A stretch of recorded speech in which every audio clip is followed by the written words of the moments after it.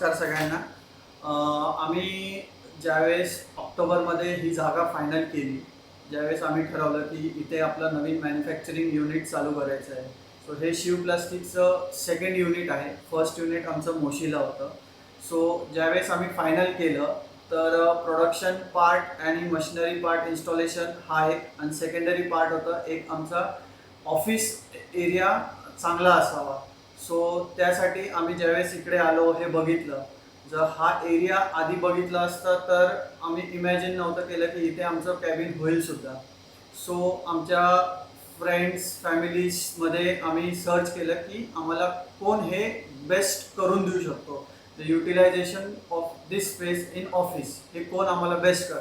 तर आमच्यासाठी खूप मोठा डिसिजन नव्हता. It was no brainer that Supriya will take this project. So सुप्रियाने हा प्रोजेक्ट घेतला. ज्यावेळेस फर्स्ट टाइम ती साईटवर व्हिजिट केला आम्ही तिच्यासोबत.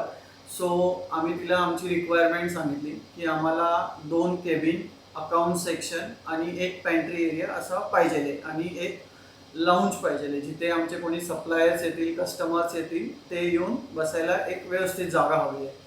सो तिच्यासोबत तिने पहिले लेआउट काढला. एक इन डेप्थ तिने आम्हाला एक्सप्लेन केलं की हे कसं असेल, याचं मटेरियल. कारण की इथे जर आधी बघितलं असतं तर कोणी म्हणू नाही शकत आज ही जागा ह्या कॅबिनमध्ये किंवा ह्या अशी कन्वर्ट झाली आहे. म्हणजे बिफोर आणि आफ्टर पिक जर बघितला so it is completely change. Means like एक डेझर्ट होतं आणि त्यात इथे आता एक पूर्ण असं ग्रीनरी तयार झालं आहे. It's that kind of difference आजच्या दिवसाला. सो ही जर्नी स्टार्ट झाली तेव्हापासून आम्ही इथे व्हिजिट करत आलो. सो एक एक तिचे जे पण कोणी कॉन्ट्रॅक्ट होते म्हणजे कार्पेंटर असो किंवा मटेरियल सिलेक्शन असो, त्यात प्लंबर असो काही गोष्टींसाठी किंवा स्मॉलेस्ट थिंग की चेअर सिलेक्शन, चेअरचा कलर, हँडलची डिझाईन, या सगळ्या बारीक गोष्टी तिने पहिले एक एक करून लिस्ट आउट केल्या. त्यानंतर अजून एक एक्झाम्पल देईल मी छोटंसं की हे लाईट जे की आम्ही म्हटलं की काय गरज आहे ऑफिसमध्ये आम्हाला नाही, बट वेन शी डिझाईन स्टेजला पण ज्यावेळेस तिने लावलं, एक्झिक्यूट केलं and we were like oh it really looks good. आणि हे खूप म्हणजे एक चांगल्या आर्किटेक्ट किंवा एक वेळी जो बारकाईने काम करतो त्या आर्किटेक्टचे हे लक्षणं आहेत. सो त्यानंतर जे कार्पेट असेल किंवा जे फ्लोरिंग असेल त्या फ्लोरिंगचा कलर सिलेक्ट करायला, त्याच्यासाठी वेगवेगळे वेंडर शोधायला, म्हणजे फक्त हा जो कलर आणि हे जे कॉम्बिनेशन सिलेक्ट करायला तिने 5 days घेतले आमचे. पण बिलीव्ह मी आम्ही कमीत कमी 500 ते 600 डिझाईन्सपेक्षा जास्त बघितले असतील.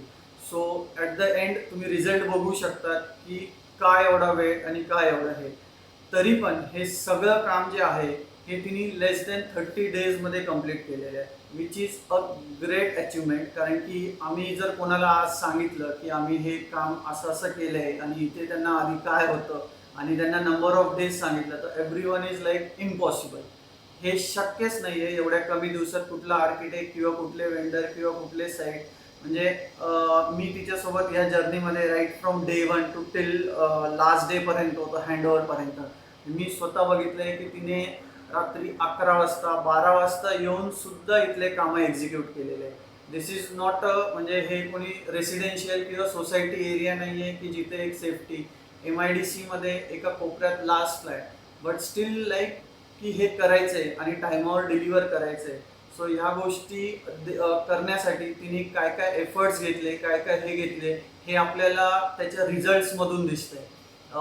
बारीकच्या बारीक असो, सोफाचं कुशनचं कलरिंग असो किंवा त्याचं ठेवायची जागा असो, हे राईट फ्रॉम ठेवल्यानंतर आपल्याला वाटतं हो छान आहे, पण हे डिझाईन करताना खूप इम्पॉर्टंट असतं लक्षात घेणं.